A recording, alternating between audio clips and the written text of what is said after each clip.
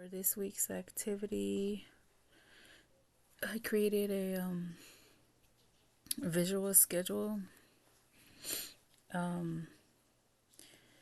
This schedule it uses pictures to help children understand what comes next in their daily routines. So we have one at my center but it's long because it's very detailed, and that would have been a lot of pictures to put on there. So I just created something that's pretty simple that children will be able to easily see what comes next in their daily routine.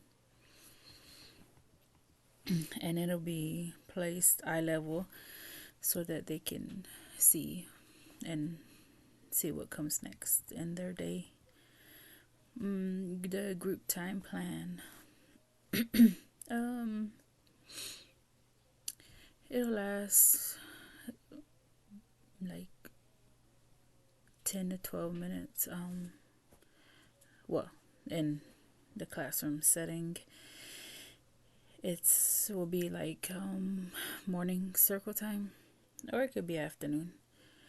But in the morning, when do circle time, we'll check in, and I'll start by asking, "How are you feeling today?"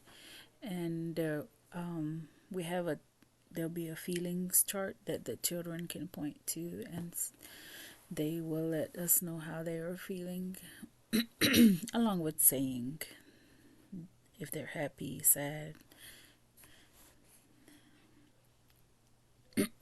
And then we will sing If You're Happy and You Know It.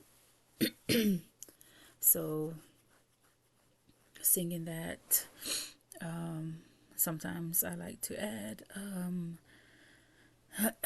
I'm sorry, just not feeling it. Along with the clapping, if you're happy and you know it, clap your hands. I will say, if you're happy and you know it, stomp your feet. Or if you're happy and you know it, jump up and down, just to get them, mornings, they're not fully awake sometimes. So this will get them, engaged physically, moving around, and just get their body, their blood pumping. So the teaching signal, will be raising their hand. I will instead of them blurting it out, I will model it and say, okay, it's my turn to talk. I'm gonna raise my hand. If you want to talk, if you want to say something, don't blurt it out. Just raise your hand. So I'll have to model that myself and show them, and then they'll understand. With children this age, you have to be repetitive in order for them to get what you are trying to teach them. So repetitive is a must, which is why the daily schedule, that is repetitive, because that's what they do every day. So they know and know what to expect. So raising your hand when we're in soccer time, or even if they were doing an activity and they need something, they'll know, hey, let me raise my hand. Then she'll see me, teacher will see me, and then then she'll talk to me. And we will do this during in circle time, during story time. We discuss after the story. We'll discuss what the story was about. So that will be a great time to model it for them. Show them, hey, okay, let's raise our hands.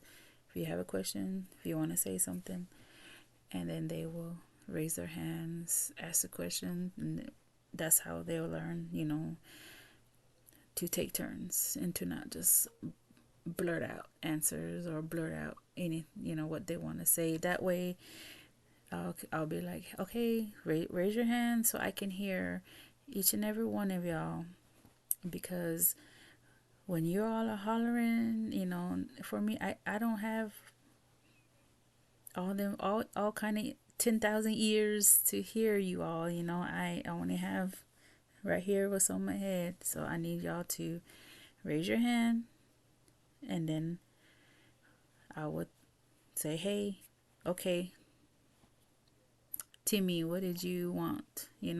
What's your question? Or you have the answer. Okay, Johnny, you're next. You raise your hand, and that's how they'll learn to just wait until they're called upon, rather than everybody just blurting answers out. Because it'll be hard to hear. Normally it is when they do that, but like I said, repetitive. They will understand. That's what's great about this age, is their brains are like sponges, so they will absorb what you teach them. That's why I love this Head Start age. They learn with repetitiveness, and as long as you stay constant with what you're teaching, then they will learn. And then that was all.